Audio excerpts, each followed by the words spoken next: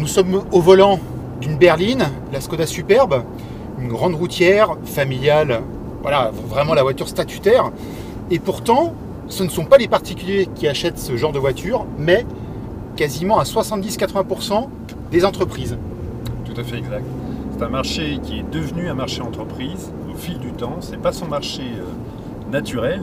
Il y a effectivement 10 ans, 20 ans, le particulier était majoritaire dans les achats de ce véhicule de milieu haut de gamme. Ce n'est pas un signe très encourageant que les entreprises aient pris le dessus, puisque cela prouve simplement que le particulier s'est un peu appauvri et en tout cas a changé son fusil d'épaule. Alors le marché des entreprises, lui, il est toujours friand de ce type de véhicule, parce que c'est la voiture type du gros rouleur. La moyenne du kilométrage en entreprise, c'est un peu plus de 40 000 km par an. Oui, oui. C'est 3 fois plus que le particulier. 3 fois plus que le particulier. Et ce type de véhicule peut abattre, on en trouve encore, j'en ai vu d'ailleurs dernièrement, qui font plus de 100 000 km par an. Donc c'est une voiture qui correspond parfaitement parce qu'il faut qu'elle soit confortable, endurante, habitable, silencieuse et correctement équipée.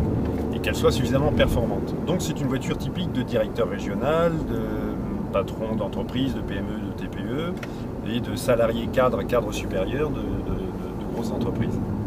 Mais cette voiture, c'est aussi perçu toujours comme statutaire, etc. Donc est-ce que, comme tu disais, la personne qui a cette voiture au sein de l'entreprise, c'est pas non plus gratifiant pour lui?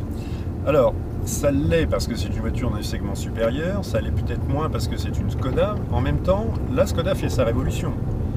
On a des lignes qui sont propres, qui sont élégantes et qui sont propres à la marque. On n'est plus sur un, je vais caricaturer, mais on n'est plus sur un sous-produit d'une Volkswagen ou d'une Audi. Ouais. On est sur une vraie voiture. Une voiture qui a sa vraie personnalité, qui mérite qu'on s'y intéresse parce qu'elle est jolie et qui est bien équipée, qui est très habitable et qui a de bons moteurs. Donc ça peut être un choix rationnel et un choix plaisir aussi. Et puis Skoda commence à avoir une implantation dans nos têtes et dans la tête des clients potentiels assez différente de l'image que celle qu'on pouvait avoir il y a 20 ans de cette marque. Alors justement, est-ce qu'un entrepreneur est sensible à l'image que renvoient les véhicules qu'il possède? En théorie, non. En pratique, oui. En pratique, oui, pour deux raisons. D'abord parce qu'il faut qu'il satisfasse ses collaborateurs, et il y a une deuxième raison qui s'appelle... Il y a un peu d'ego de la part des... Il y a l'ego des collaborateurs, et il y a un deuxième paramètre qui s'appelle la valeur de revente. Si la voiture est appréciée et estimée par l'ensemble du public, il la revendra plus facilement. Et on peut dire que l'image de Skoda s'améliore considérablement et que la Superbe, je suis prêt à prendre le pari, va réussir une percée dans ce segment assez important. D'abord parce qu'elle arrive au bon moment. Donc elle va réussir à tailler des croupières au 508 Alors, la 508 a une position comme la C5, la 508 a une position un peu privilégiée. D'abord, oui, c'est des voitures françaises. Dans l'absolu, c'est une très bonne voiture. Ensuite, même si elle est moins confortable et moins habitable, mais c'est une très bonne voiture et c'est une voiture française. Et encore beaucoup d'entreprises, heureusement d'ailleurs, continuent d'acheter des voitures françaises. Et elle est portée aussi par sa petite sœur, la 308, qui fait un véritable tabac dans les entreprises. Est-ce que les entreprises descendent en segment? Est-ce que justement, il y avait la berline, est-ce que maintenant, pour des restrictions budgétaires, tombe sur les compacts type 308 justement? Alors oui et non. Oui, pour les collaborateurs, alors je vais être caricatural, les collaborateurs dits subalternes, c'est pas beau comme terme, mais les collaborateurs à qui on laisse pas le choix.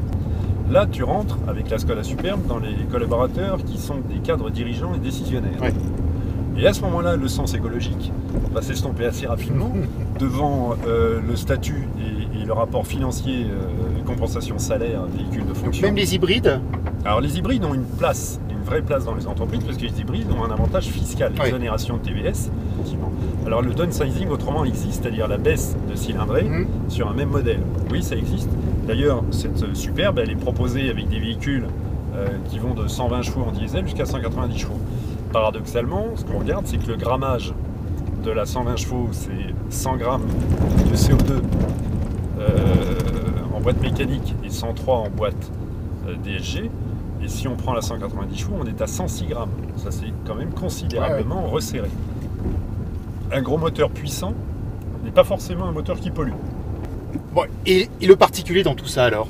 20%, ça reste quand même assez important? 20 à 30%, 30% ça reste important et ça reste surtout très important pour le constructeur. En l'occurrence, pour une raison toute simple, c'est que le marché des ventes aux entreprises est aussi un marché de remise. Ouais. Lorsqu'on achète 50 voitures, on ne les achète pas aux mêmes conditions d'une voiture. Et donc, le constructeur a toujours intérêt, et un grand intérêt à vendre aux particuliers, puisque c'est un client rentable.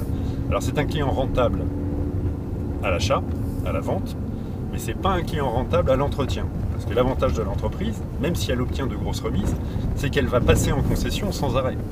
Ouais. Et elle va consommer du pneu, de l'huile, de la plaquette, de la carrosserie, de la maintenance. Le client qui fait, on parlait de ce fameux client qui fait 100 000 km par an, le concessionnaire l'adore.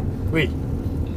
Le client particulier qui fait sa révision dans l'année. qui en fait une tous les 3 ans. Ouais.